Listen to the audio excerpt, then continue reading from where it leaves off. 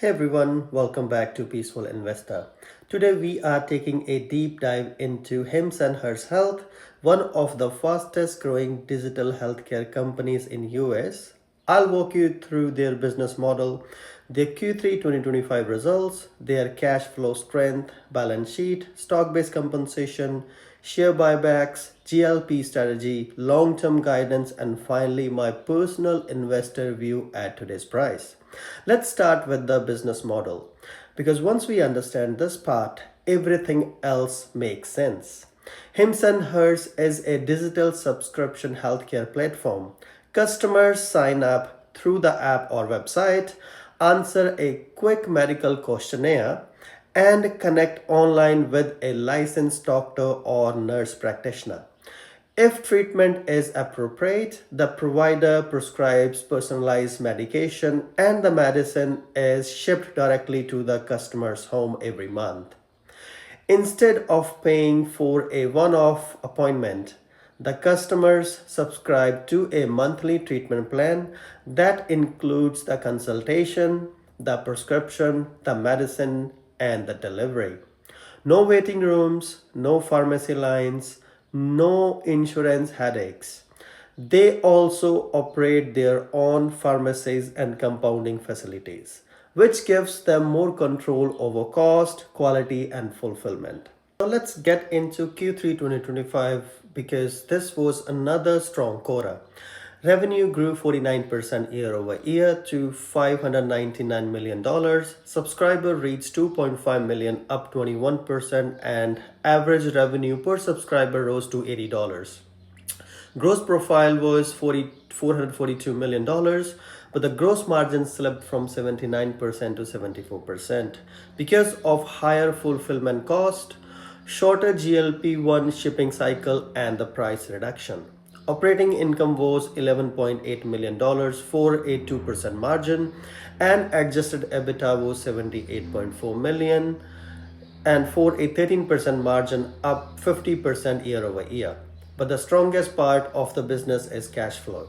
In the first profile was $442 million, but the gross margin slipped from 79% to 74% because of higher fulfillment cost, shorter GLP-1 shipping cycle. First 9 months, Hims generated $238.7 million of operating cash flow, up 45% from last year, and $79 million of free cash flow even after heavy investments. First 9 months. Now let's talk about where the money is going.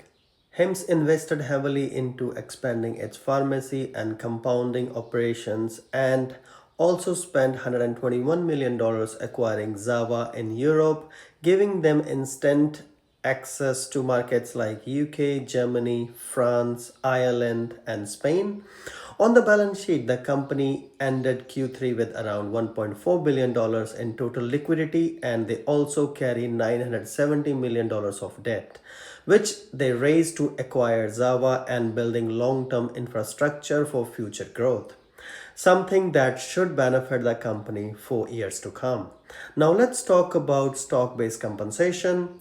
The stock-based compensation was $40.2 million, up 61% year over year, which is about 6.7% of revenue, mostly due to leadership hires, tech talent, and Java integration.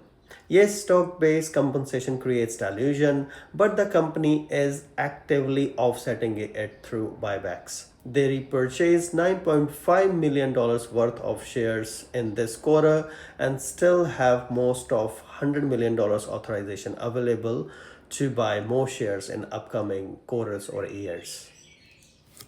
Go through guidance. For Q4 2025, the business expects revenue between $605 and $625 million and adjusted EBITDA between $55 and $65 million. For full year, they expect $2.3 to $2.35 billion in revenue and $307 to $317 million in adjusted EBITDA, which is almost 60% annual growth while staying profitable. Margins will be under pressure for another 2 to 3 quarters, but management expects improvement starting mid 2026. Their long term 2030 target remains 6.5 billion in revenue and 1.3 billion dollars in adjusted EBITDA. Now, here is my personal investor view. As of today, Hims and Hers is trading at around $37 per share.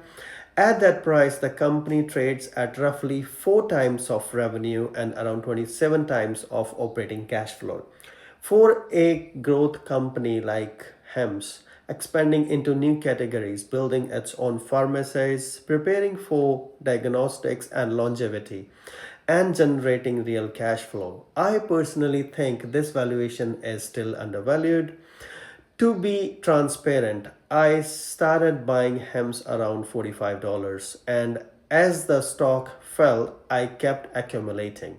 So now I have substantial capital invested. I am not focused on short term volatility. I am focused on subscriber growth, cash flow, vertical integration, international expansion, and the diagnostic and longevity ecosystem coming online. I believe that by 2026 and beyond, the margins will recover and free cash flow will scale, and HIMS could become a long term compounder. But that is just my view. Now, I want to hear from you. What do you think? Are you buying HIMS and Hers? Do you believe it's undervalued, or do you think it's overvalued? Are you waiting on the sidelines? Whatever you think, I would love to hear your thoughts. So make sure you drop a comment below, and thanks for watching, and I will see you in my next video.